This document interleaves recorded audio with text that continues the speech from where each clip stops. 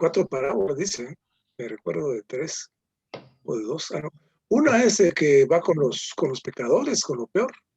Otro que va con la mujer, ¿cómo se llama? La que busca la moneda. Otro es el hijo pródigo. Del otro no me recuerdo, creo que son solo 3. O eran 4, ¿no? Parábolas. Pero digamos, en cuanto digamos, a él lo criticaron siempre por ir con los recaudadores de impuestos, los pecadores. Entonces él decía que él era así, pero él siempre dijo de que él venía por los enfermos, no por los sanos. Entonces, y al final el hermano retoma este punto. Y también en cuanto al hijo pródigo, la verdad que yo sí habíamos leído esa parábola, pero el hermano la enfoca aquí mucho más profundo en cuanto a que el hijo pródigo pues venía derrotado, venía pecado, había cometido una serie de imprudencias. Sin embargo, dice que el padre no fuera casualidad que estuviera esperándolo, que lo viera pues cuando él venía, sino que él esperó siempre desde que se fue. Y ese es el amor que tiene el padre, pues, que es alegórico pues a Dios, pues que el padre siempre nos ha esperado. Y nosotros lo hemos comprobado, pues, de que muchas personas como hemos sido y sin embargo nos tiene aquí, por la misericordia de él. Por otro lado, que no dejó que el hijo le diera el discurso, sino que él de una vez lo vistió, le dio sandalia de anillo y le dio el becerro más gordo, o sea que lo atendió como un rey. Le dio una categoría de regocijo. Y otra cosa que tocó ahí el hermano es 3 cosas. Una es de que él es perdonador, él actúa con amor, y por otro lado, como actúa el Señor Jesucristo pastoreando. Entonces él nos dice que tenemos que tener estas 3 visiones del Señor en cuanto a tener amor por los hermanos, en cuanto a perdonar y en cuanto a pastorear. Porque él hablaba ahí de la cantidad dice, los miembros que han llegado son nuestra familia, pero ya no tenemos familia porque se fueron, se enfriaron y se fueron. Y hablaba de los malos también, que dice que uno rechaza a los malos, pero los que eran considerados pues por el humano como malos, esos son los que permanecen. Y los que se consideraban como buenos ya no están. O sea que es bien interesante toda la exposición que hace ahí. Es un llamado de atención, porque definitivamente que el árbol que no da fruto se corta y se echa al lago de fuego, a las tinieblas, ¿verdad? Entonces, es bien aleccionador todo lo que él dice, llama a la reflexión en cuanto a qué estamos haciendo, qué nos corresponde, qué tenemos que hacer, porque dice que hay muchos hermanos bien dotados, bien constituidos, pero sin fruto. Entonces, como les digo, sí es tocante a la iglesia de que esta lección es muy importante. Para mí que tenemos que tomarla muy en cuenta y orar para que el Señor nos ayude y dar fruto. Amén. Amén.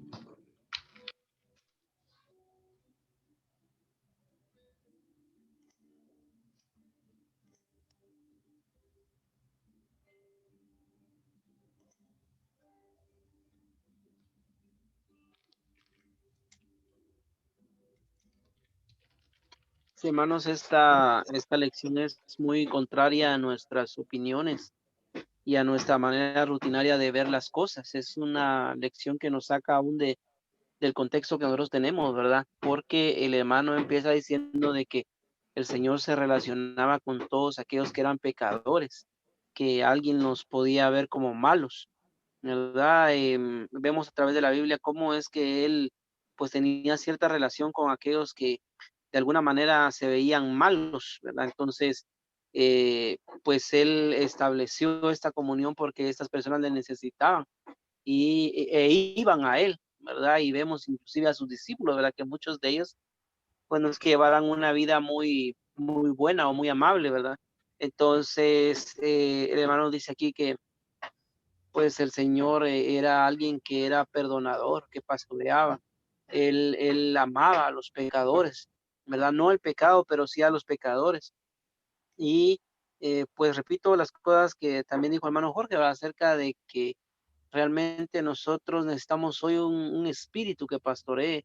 Necesitamos dejar de juzgar a los demás y simplemente ver la necesidad que hay de cuidar a otros. Y no debemos de centrarnos, como decía la lección una de las lecciones anteriores, no debemos de centrarnos en ver a las personas que son buenas, ¿verdad? Y en la parábola, eh, pues decía el hermano, según la parábola, ¿verdad? De la oveja que se pierde. ¿Por qué es que esta persona fue hacia ese montón de personas que estaban ahí que parecían malas?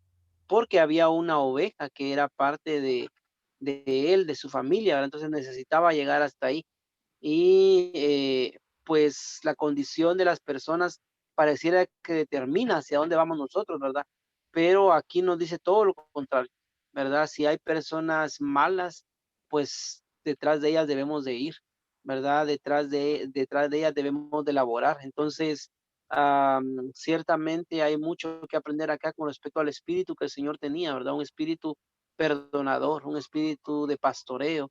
Él tenía la gracia para tocar a los pecadores y amarlos como eran, ¿verdad? Y yo en mi condición, pues yo siento que estoy muy lejos de esto, ¿verdad? Porque definitivamente aquí hay mucho que aprender sobre esto, y siento que estoy muy lejos de esto. También también otra parte que me tocó mucho es que debemos de tener tal visión, ¿verdad? O sea, hay una visión que todavía no tenemos, o tal vez hemos medio visto algo, pero no hay una visión completa, de verdad, de lo que Dios anhela y desea en este tiempo, ¿verdad? Y necesitamos tener tal clase de visión. Y luego en la otra parte él habla acerca de aquellos que se han enfriado, aquellos que de alguna u otra manera hoy están en sus casas, se han apartado, que algún día estuvieron, pero que hoy su corazón está lejos de las reuniones, lejos de su familia. Y me gusta mucho porque el hermano los trata aquí como una familia. Él no dice simplemente las personas que están ahí, sino que dice que son la familia que nosotros debemos de buscar, ¿verdad? Y también me dice que realmente esto hoy en día se ha llevado a cabo en el recobro del Señor, es la manera que el recobro del Señor ha actuado, ha perdido de alguna manera el rumbo, ¿verdad? Y necesitamos, como decía hermano Jorge, hoy considerar estas palabras, porque pues ciertamente debemos de buscar de alguna manera a aquellos que se han enfriado en cuanto a la vida de la iglesia, en cuanto a las reuniones, en aquellos que ya no se reúnen, deberíamos de buscarlos, ¿verdad? Pero ¿cómo hacemos? Porque, digamos, ahorita nosotros podríamos poner como un pretexto a la pandemia, ¿verdad? Es que no podemos visitarlos por la pandemia, pero realmente ha sido una vida normal la que hemos llevado con respecto a eso, o sea, no tenemos el corazón de visitar a los hermanos, ¿verdad? No tenemos aquello de que aún antes de la pandemia no lo hacíamos, o sea, eh, esto solamente podría ser un pretexto para nosotros mismos, ¿verdad? Que por la pandemia, cuando realmente antes de esto, por lo menos yo no lo hacía, ¿verdad? Yo no visitaba a los hermanos ni los buscaba, los que se habían enfriado, ¿verdad? Entonces, siento yo que el Señor nos está llamando hoy, porque Él debe de cerrar la era y debemos de cambiar el pensamiento, debemos de cambiar la manera de ver las cosas porque las hemos visto mal, ¿verdad? Y algo que también tocó el hermano Jorge que me ha impresionado mucho es esto, ¿verdad? Del fruto, ¿verdad? Porque pueden haber hermanos dotados que pues estén quizá muy bien, pero realmente no ha habido un fruto. Hermano dice que aquel pastor que tal vez no es muy elocuente y no es muy hábil, pero que se dedica a visitar a las personas, por lo menos va a ganar un 10% al año, ¿verdad? Nosotros hoy en día no podemos ni siquiera tener una estadística ni una cifra porque no lo hacemos, porque no trabajamos así, ¿verdad? Porque no tenemos tal clase de visión, porque no nos preocupan los hermanos que se han ido. Entonces, como bien lo dijo el hermano también, pues el árbol que no lleve fruto simplemente va a ser echado en el fuego, ¿verdad? Y vamos a sufrir pérdida porque no estamos llevando el fruto que deberíamos de llevar, ¿verdad? Recuérdense que el fruto es algo espontáneo de la vida, ¿verdad? Digamos, nadie fuerza, mejor dicho, creo que es la palabra correcta, a una planta o a un árbol a dar fruto, sino que lo da por la vida que posee. Entonces quiere decir que esta carencia de fruto es porque realmente no estamos tocando la vida. Hay un grave problema en la vida con nosotros, ¿verdad? Con respecto a la vida de Cristo. Y entonces a mí de verdad me impresionó mucho porque luego el hermano dice que debemos de tomar un camino, debemos determinar un camino. ¿Qué es lo que viene a continuación? Porque ya hablamos la vez pasada de los jóvenes, se habló de la fornicación, se habló del suicidio, se habló de los problemas mentales. Luego pudimos apreciar ciertas características de cómo continuar. Entonces necesitamos hoy tomar un camino que es el correcto, ¿verdad? Necesitamos hoy pues orar seriamente con el Señor para que Él nos dé esta carga profunda, ¿verdad? De ir a los malos y a los pecadores, pero también de recobrar a aquellos que se han perdido, ¿verdad? Y pues yo ahorita en mi mente tengo a varias personas que se enfriaron y nunca las buscamos, ¿verdad? Que nunca fuimos detrás de ellas, ¿verdad? No tenemos un corazón de pastor. Realmente no hay ese corazón de un pastor, ¿verdad? ¿Cómo era el corazón del padre? Dice que literalmente, pues fue en esta parábola se muestra la única vez en toda la Biblia que él corrió, ¿verdad? Yo me imagino allá a lo lejos cómo es que él corrió para buscar a este hijo, ¿verdad? Y hacerle fiesta y traerlo. Nunca lo juzgó, ¿verdad? Nosotros las experiencias que hemos visto a veces últimamente es que tomamos a una persona y esa persona cometió un error y la apedreamos y la apartamos y simplemente ya no es parte de nosotros porque cometió un error, ¿verdad? Pero ese no es el corazón del pastor, ¿verdad? Inclusive no sabemos cómo la otra persona se puede estar sintiendo, ni cómo la otra persona puede estar percibiendo a la iglesia por medio de ese error, ¿verdad? Entonces, yo sí siento una carga muy fuerte, ¿verdad? Que el Señor abra nuestros ojos, que de verdad podamos ver cómo es el corazón del Padre, ¿verdad? Porque el corazón del Padre es algo tan maravilloso que puede abarcar a los pecadores, los puede restaurar, les puede traer otra vez a la comunión, ¿verdad? Pero nosotros en la práctica nos cuesta volver a traer a alguien a la comunión. Entonces, que el Señor de verdad abra nuestros ojos, ¿verdad? Que podamos ver este mensaje y que tengamos la experiencia de este pastor. Amén. Amén.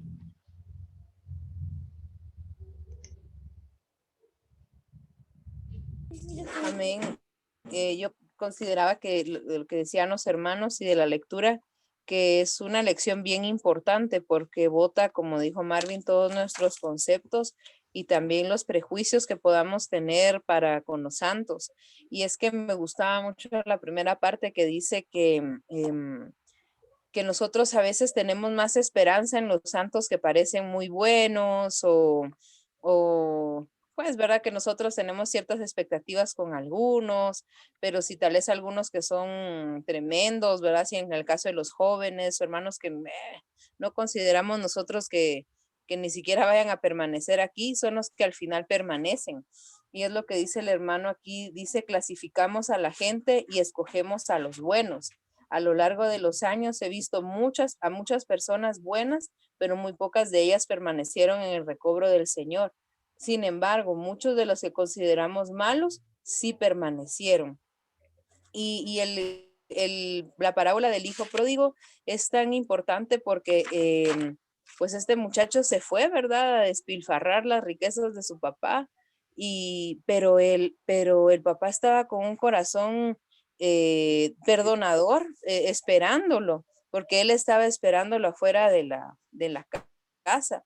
Y me gustó mucho lo que dice aquí, que la única vez en toda la Biblia donde dice que Dios corrió es en esta parábola de Juan, porque corrió al encuentro del Hijo. Y así es como Dios nos ha recibido a todos y como el Señor recibe a los pecadores. Y ese es el corazón que dice el hermano aquí que debemos nosotros tener, que necesitamos ser discipulados aún si somos elocuentes, tenemos en nuestra mente muchas verdades y sabemos mucho, pero de nada sirve tener tanto conocimiento y tanta elocuencia si no tenemos un corazón perdonador y lleno de amor como lo tiene el Padre. Dice otra parte de aquí, creo que nuestra esterilidad se debe a que no se tiene el corazón amoroso y perdonador del Padre. Y dice otra parte, por el fruto se conoce al árbol. Luego dice, pueden ver cuán estériles estamos. Muchos de ustedes son buenos oradores y conocen las verdades bíblicas más elevadas. Las verdades que nosotros tenemos son mucho más elevadas de las que tienen en la cristiandad. Sin embargo, no tenemos fruto. Y eso es cierto. O sea, por muchos años hemos sido los mismos. Y ahora que por la pandemia somos menos. Pero eso es un indicador de que algo está pasando con nosotros, y es que nuestra esterilidad se debe a que somos muy selectivos y clasificamos, a este sí le voy a compartir, no, a este no. Pero hace unos días recordábamos con mi papá, u hoy no me recuerdo, pero recordábamos que aún en la genealogía del Señor hay gente que uno dice, ¿cómo puede estar Rahab en la genealogía del Señor? Y ahí está una mujer con un pasado terrible y es parte de la genealogía del Señor. Entonces, como bien dice la Biblia, Dios no hace acepción de personas, y es una lección que yo debo aprender, que debemos aprender juntos, porque dice aquí que el avivamiento que venga a la iglesia no va a ser por parte de grandes oradores o de gente muy espiritual, sino que el avivamiento que va a venir a la iglesia es por aquellos que vienen a la iglesia, que los que nosotros podamos ganar, por las personas que puedan ser rescatadas, aún de los que se han enfriado y que sus corazones se calientan y vuelven a la vida de iglesia. Esos son los que traen el nuevo avivamiento a las iglesias.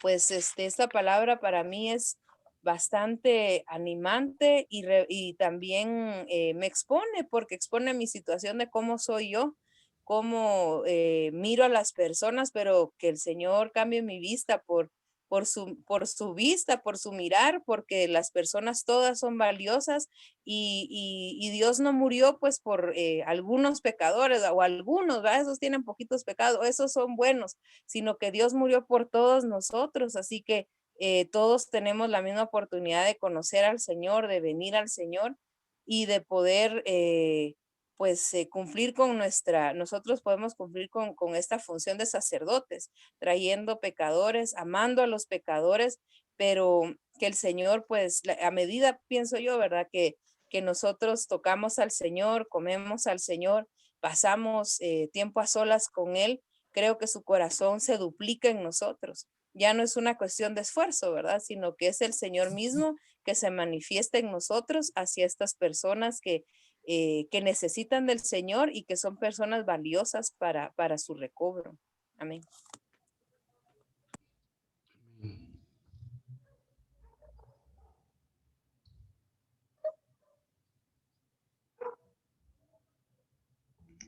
Muy bien, pues consideremos un poco lo que acabamos de escuchar y lo que leímos.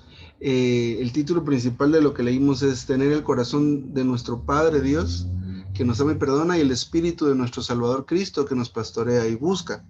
Y aludió el hermano durante la lectura a que la primera parte de este título, que es de Dios el Padre, es que Él ama y perdona en su divinidad. Pero el aspecto visible de esto también está en Cristo, quien nos pastorea y nos busca en su humanidad. Entonces, esto fue, desde que empezamos a leer, fue algo que es muy llamativo, por lo mismo, porque durante la lectura nos damos cuenta de que estas dos características son necesarias en la iglesia, y que como una señal de que no la tenemos es la esterilidad, lo cual significa que no nos duplicamos, no nos multiplicamos, no existe eso. Entonces menciona, pues primero esas dos características, pero también cosas que en la práctica, pues de veras necesitamos ponernos a considerar como iglesia, cómo carecemos de esto, ¿verdad? Porque empezando a ver los aspectos estadísticos, y Marvin decía, ni siquiera podríamos tener datos, porque de veras, ¿de dónde los sacamos? ¿Verdad? No hay listas de asistencia, no hay fichas, no hay información, no hay nada.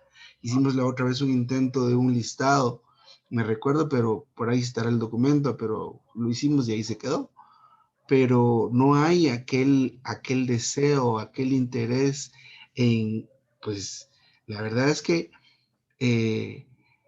en buscar especialmente a los que no se reúnen o los que se han dejado de reunir, porque el hermano decía que es un gran porcentaje que se podría recuperar del volumen de los santos, tomado como punto de partida la situación en Taiwán, y que son miles de hermanos. Pero definitivamente eso se podría aplicar aquí a nosotros. Si solo empezamos a contar más o menos los 25, 26, cuando,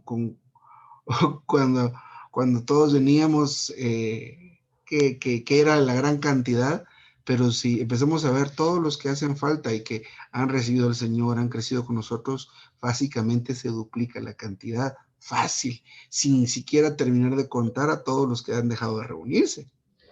Entonces esto es algo que debe, pues pienso yo que primero alarmarnos, ¿verdad? Porque de veras se necesita esas dos cosas de Dios, ¿verdad?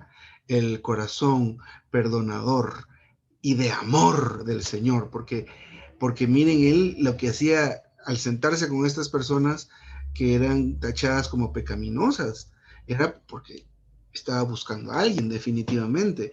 Pero ¿cómo empieza esto a atacar, más bien a referirse a nosotros? En principio, el hermano menciona ahí cómo somos nosotros. Nosotros somos selectivos.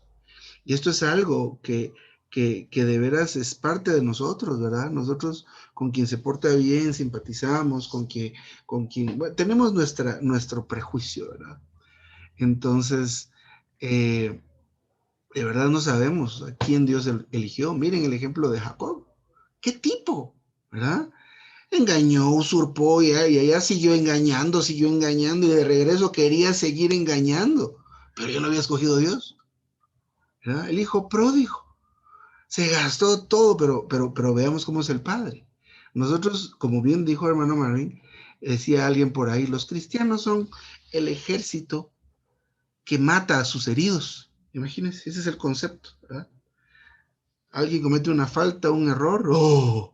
Que se vaya, porque aquí solo ese querer echarlo es considerarse a uno mismo pues superior o limpio. Leímos en Mateo, ¿verdad? Que el tema de la